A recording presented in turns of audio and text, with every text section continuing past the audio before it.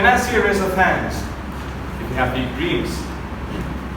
You want to become an engineer? You want to become a lawyer? You want to be an entrepreneur? Or to drive the most luxurious car in the world? I put them all together to find me. Toastmaster of the day and my fellow Toastmasters. Ever since I was small, I thought that being an engineer is the most coolest job in the world. Because you get to drive trains. You get to wave the green flag. And you get to honk whenever you want. So that's so cool. Realizing that I had to do math in order to pursue my dream, I did mathematics in my yellow exam. And along the line, when the numbers started to add up, I clearly didn't want to be a part of finding the x.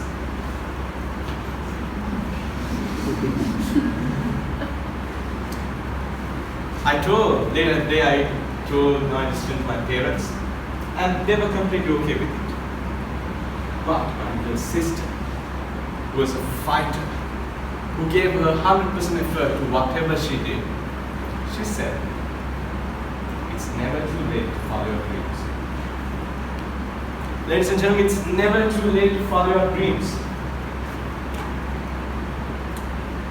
In fact, last year I did a small class for a bunch of 5-year-olds. And I asked the question, if you could have done any job, or if you could have choose any job in the world, what would you choose? And this little guy around that corner was very excited and he was raising his arm saying, hey, I want to be, or I will drive the ice cream truck. Who knew? Ladies and gentlemen, he had the passion of proof that none of the adults have had. He mentioned that, or he proved that dreaming is fun, dreaming is natural, dreaming is necessary. So I'd like to ask you, what did you dream of when you were a child? Every accomplishment in human history started with a dream. And I'm here to ask you, do you still follow your dream? Ladies and gentlemen, Martin Luther King Jr., one of the greatest dreamers of all kind, once said, the time is always right to do what is right. So that means if it's okay to dream when we are kids, it is totally okay to dream when we are an adult. Which means that it's okay to follow our dreams. If you remember, when we were small, we would gaze into the future with endless possibilities. And now, when you shift that focus, when we become an adult, we simply can't move. We simply can't move. Why? What happened? Because we are restricted. We are restricted with work. We are restricted with responsibilities. And we are restricted with high expectations. And at that moment, and the inner voice starts to speak. You know what? It's okay. You can follow your dreams when you complete your bachelor's. You know what? It's okay. You can follow your dream when you complete your master's. Or you know what? It's okay. You can complete your dreams when you are married. I had the privilege to meet a remarkable person. His name is Shihan. Might I tell you, Shihan was visually impaired and hearing impaired.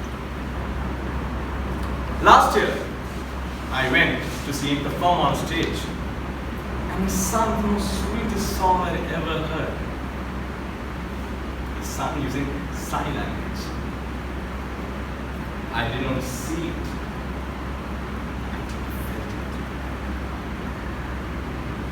When we are trying to hide behind justifiable excuses about reality, there he was performing that, or there he was teaching that it's never too late to follow your dreams.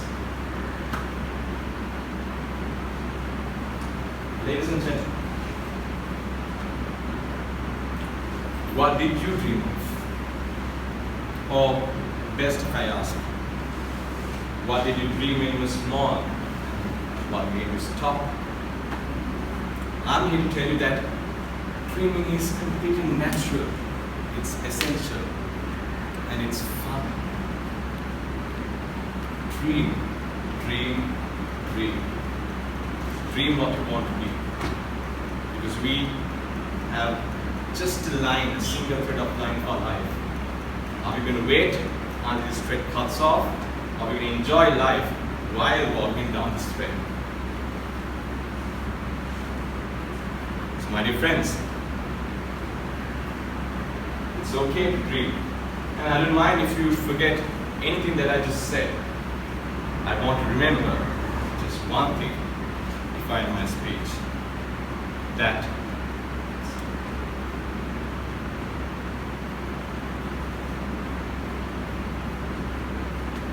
was my stick.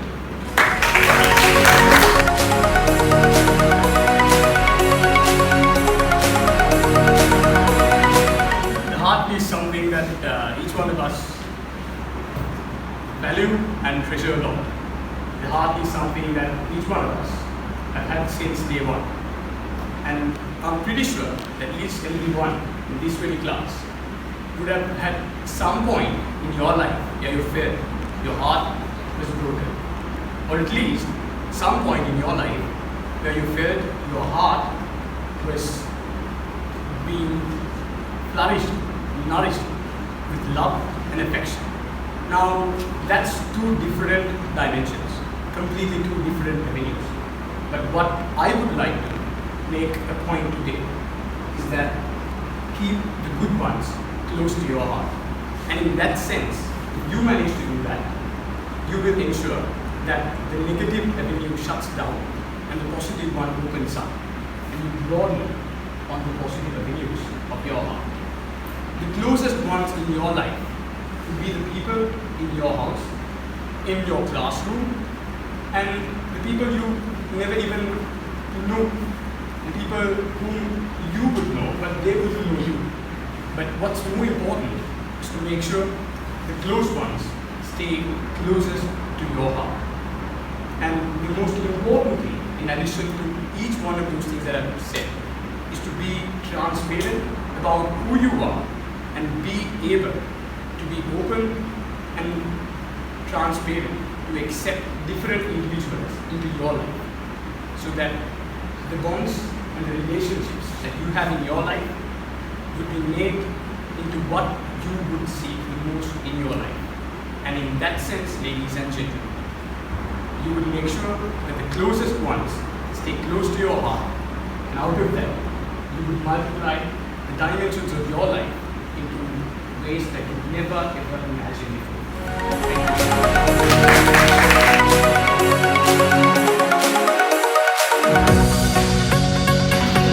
Evaluator. So first of all, can I have a big round of applause for Toastmaster Dighayu?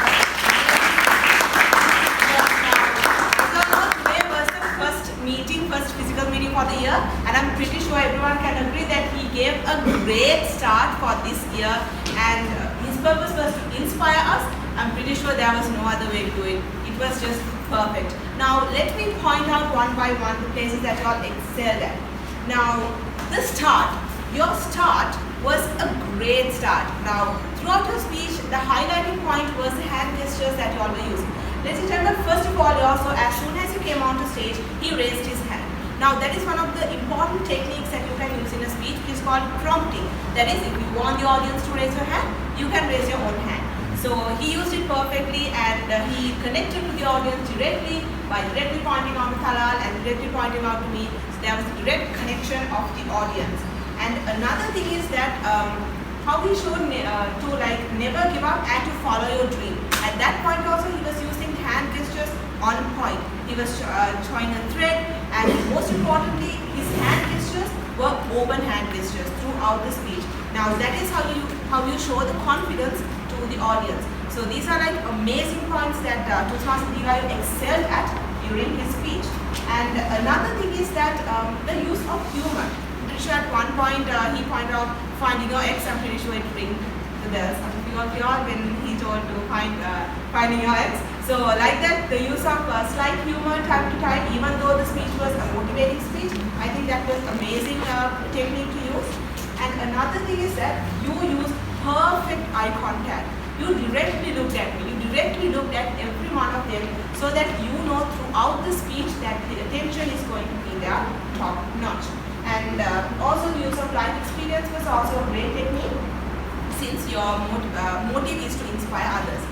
And also use of facial expressions. I saw a sweet smile throughout your speech. Good job on that. Now let me give some points of improvement that you can work on.